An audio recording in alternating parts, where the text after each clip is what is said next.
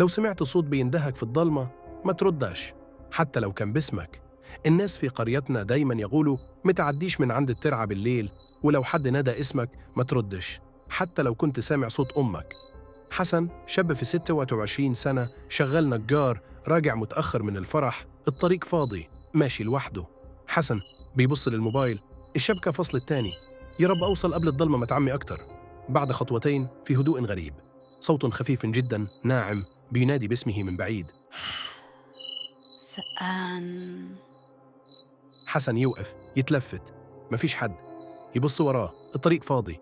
حسن أكيد بهيألي. بيكمل مشي، نفس الصوت بيرجع أقرب وأوضح.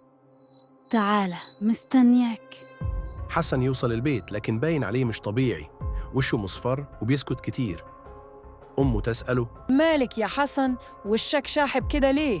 سمعت صوت غريب، حسيت إن حد بيندهني وأنا في الطريق. يا نهار اسود، انت رديت؟ لا والله كنت سامع بس. في الليلة اللي بعدها حسن بيتأخر تاني، والصوت بيرجع لكن أقرب المرة دي. لكن الجديد، الصوت جاي من ورا الشجرة اللي قدام الترعة. حسن تعالى، أنا جنبك. هو بيقرب يلاقي ست شعرها طويل لابسة أبيض بتبصله بس مفيش ملامح واضحة. انت مين؟ أنا اللي مستنياك من زمان. من اليوم ده حسن اتغير، بيصحى متأخر ساكت على طول، عينيه بتتحرك بسرعة وكأنه سامع حد. كل ليلة بينزل يتمشى لوحده ناحية الترعة.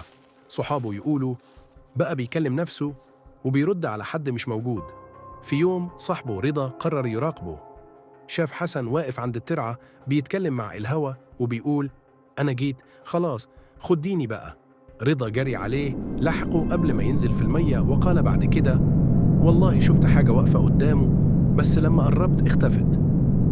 في آخر مشهد حسن اختفى، ملابسه اتلاقت على جنب الترعة ومفيش أي أثر ليه، بس في صوت ناس في الليل بتقول إنها لسه بتسمع اسمه بتندى، وصوت الست يقول بهمس قريب جدا: دوركم جاي واحد واحد.